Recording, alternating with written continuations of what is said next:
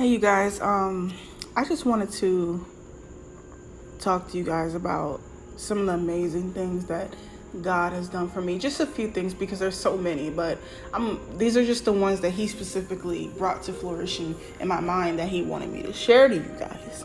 And at first, I was like, I don't want to share that.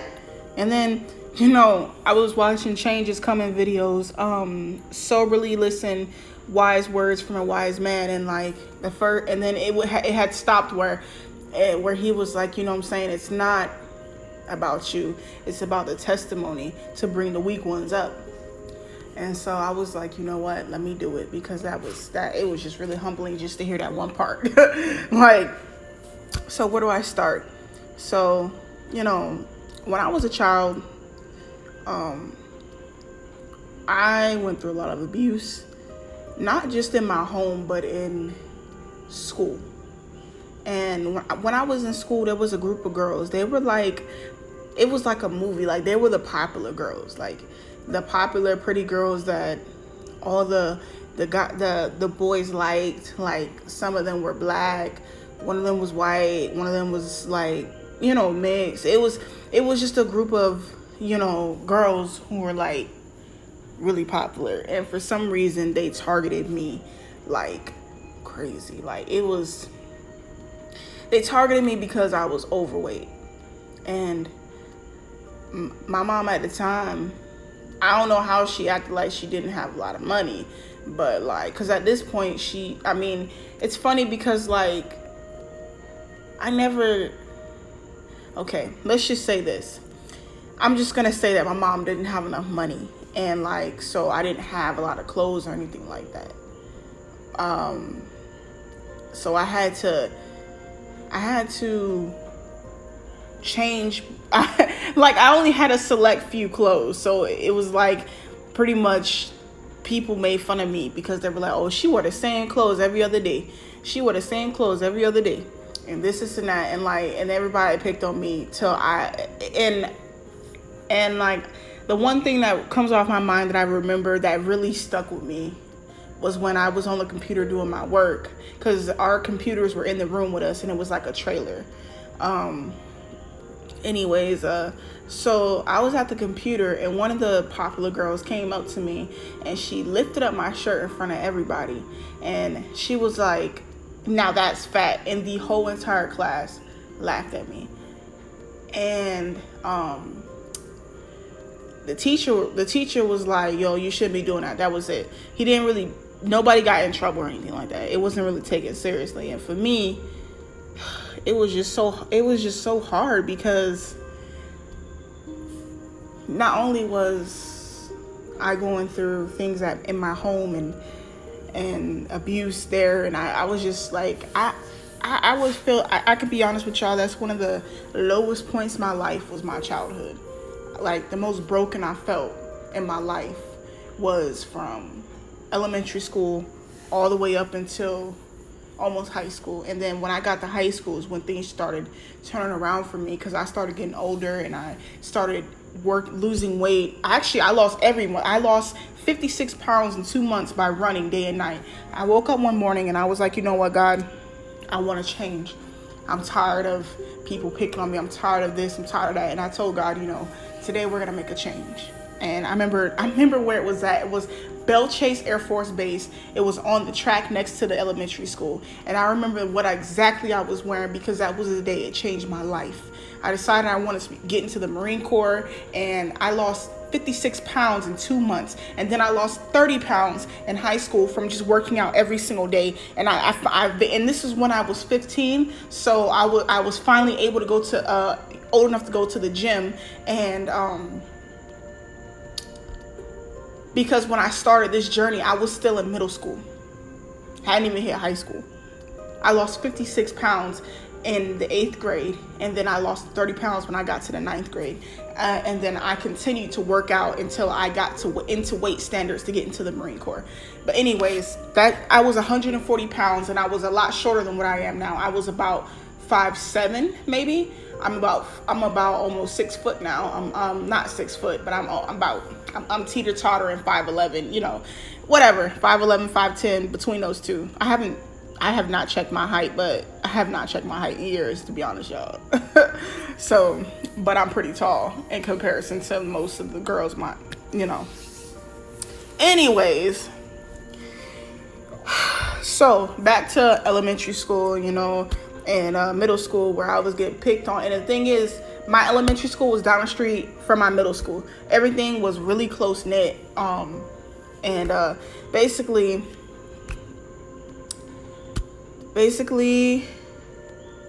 I was just crying out to God, and I was just like telling God how I felt like nothing. I felt like,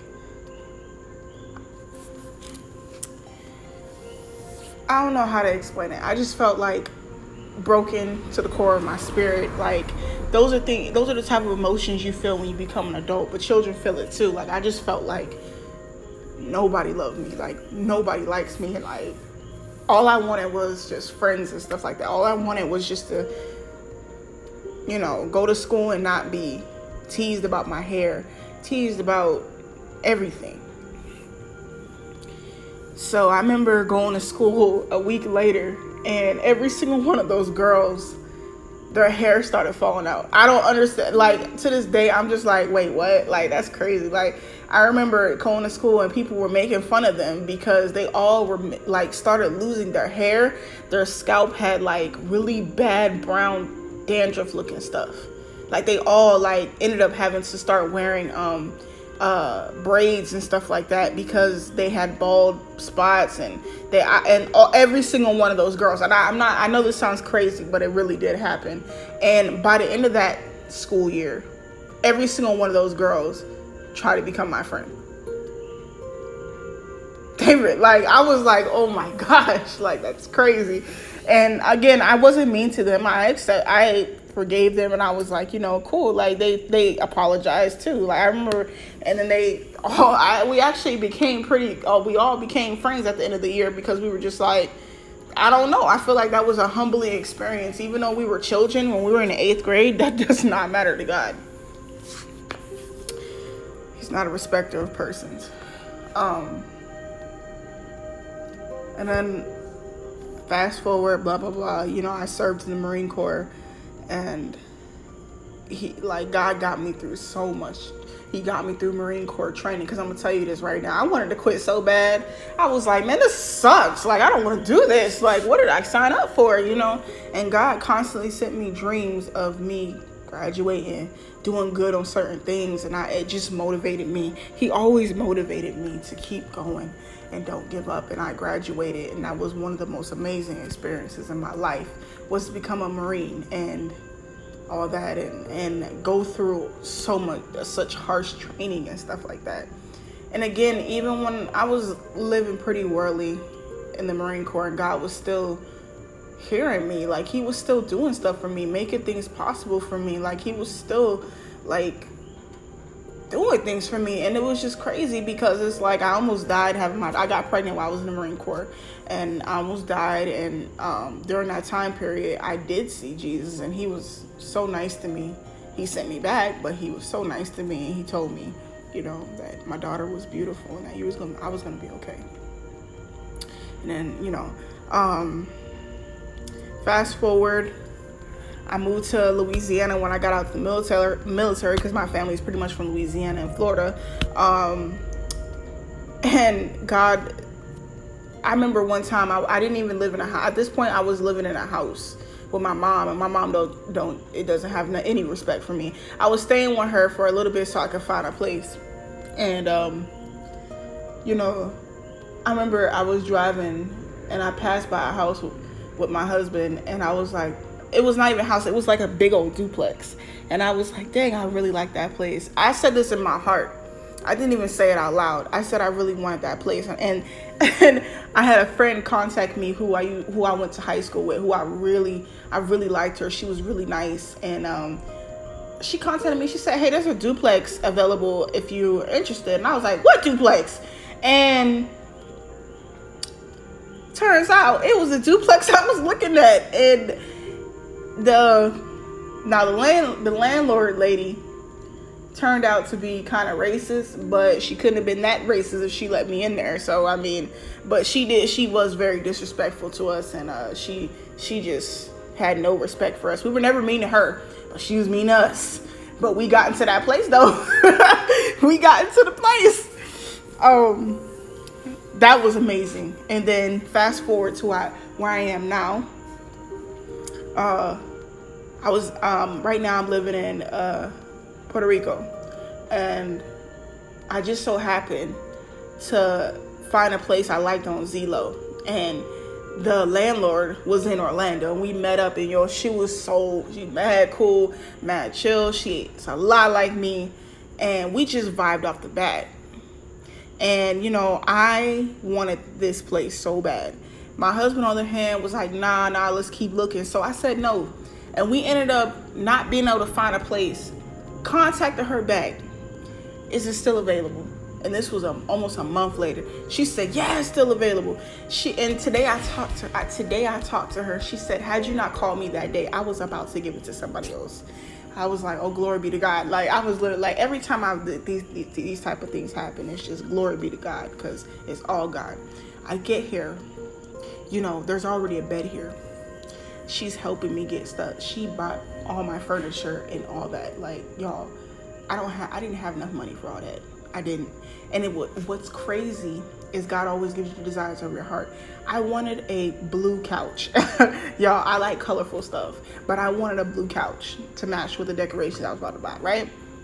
She goes and buys me stuff, and she gets me blue couch, and then a beautiful turquoise chairs with dark wood table and stuff. And I'm just like, oh my God, glory be to God. Like, I just give glory. Like, when I got to the place, I went on a praise fest. I turned up my music. I was praising God. I was just like, thank you, God. I couldn't thank him more. And like, God is constantly like pulling through for me, man. Like, I feel such a pleasure, it's such a pleasure to have a God like him. Like, I don't even know how to explain it. Like, I'm just so thankful, and so, like, it makes me want to cry right now, because it's just like, y'all just don't know how good God is, and how amazing he's been for my life. He's never let me down, not once. And even I've been in really bad situations, and not once has he let me down. Not once. I remember I got treated so bad at my unit in Okinawa, Japan, because I was pregnant. They treated me so bad. They put me on duty every single day. They treated me so bad and stressed me out so much. I started bleeding in my pregnancy, and I was about 26 weeks. I remember that I had to go to the hospital, because all the stress and stuff. And I remember praying to God. I was just like, God, I have to leave this unit, or I feel like I'm not gonna be able to have this child. Like, I'm gonna lose this child. Like, I need to leave this unit. And guess what? I put in my package. They tried to deny it. It got approved, and I got to go to a different unit. And the unit I went to was amazing. They were laughing at me. Ha ha, you gotta go third comm. Ha ha ha. Like, ha ha, right? When I got to the unit, they were so nice to me. They helped me get my place together. They gave me a ride. They helped me find a place to live. They were amazing. Third comm, I think it was third comm. And they were like, oh, that's the NJP comm. They talked so much mess, but when I got there, those people treated me with such respect, and they cared about me. That's the thing. And I just want to let you know that, like, y'all, like, God is amazing. And I just wanted to put a little bit of my testimony out there. There's a lot of stuff I can talk about, but these are the things that God wanted me to speak on, that I wanted to say, because I could go into other stuff, but he didn't want to tell me to say all that. He said he wanted me to talk about these certain things. And I was like, okay, that's fine. I can do that. At first, I was not like that. At first, I was like, dang, that's personal. It's cutting deep. And he was like, nah, you gonna show it. So, gosh, I hope I wasn't talking so long, but I just wanted to put my testimony out there. I got a lot of testimonies. And again, when I was going through all this, I did have dreams, but I did not record them, and I did not write them down. Even though I remember them, I'm going to make some of the videos on the dreams of my past that I've had, amazing dreams, and some of the experiences I had. But again, I had no intention on showing the world it. I was like, oh, I'm just gonna hoard it to myself. No, I'm not doing that anymore. I don't have that mindset anymore. I've definitely have grown and matured. Seriously, I'm so glad I matured. Woo. Thank God for change. Man.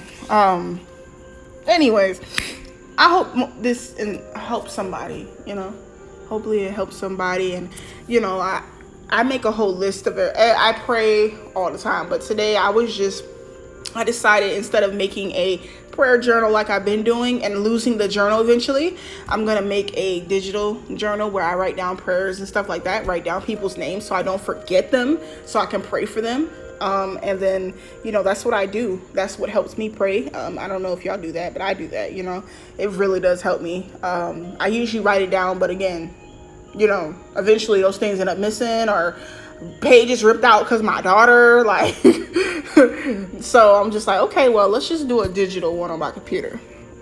So, all right, you guys, that was it. Glory always goes to God, period,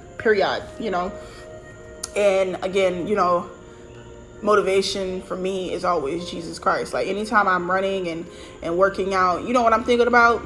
I got some motivational Christian stuff on, and I be like saying this over and over again within myself. What is my motivation? Jesus. Where am I headed to? Jesus. I literally motivate myself, or better yet, encourage myself from within. Kind of like that lady who had the blood disease, where she was bleeding all the time, and she was crawling to touch the hem of Jesus, and I believe it said something like she was encouraging herself from within, saying, if I just touch the hem of his garment, I will be made whole. And it says something like she was saying that from within, and that's how I feel in my life. How I keep going in my life is I encourage myself from within. I don't know all the answers to everything. I don't understand everything. And that's why God puts people like Change is Coming, aka Sister Shawana, heads up. She's amazing. That's why he puts people like that in my path, so that I can ask questions. Because I don't understand everything. I don't understand every dream. I'm learning to interpret my dreams, but what I'm saying, it ain't perfect. And that's when I go to people like that and I ask them, and they have wisdom beyond me and my years, and I can ask them and stuff like that and get answers. And that's seriously what you need to do. If you have a question from God, or ask God for wisdom, supernatural wisdom, for tough and things that you don't understand, because that's what I'm praying for, wisdom and understanding. Gosh, I need that. Man. Oh man. But yeah, so that's it. I just wanted to put this out there. Y'all, I can talk all day, so let me stop. I love you guys. God bless.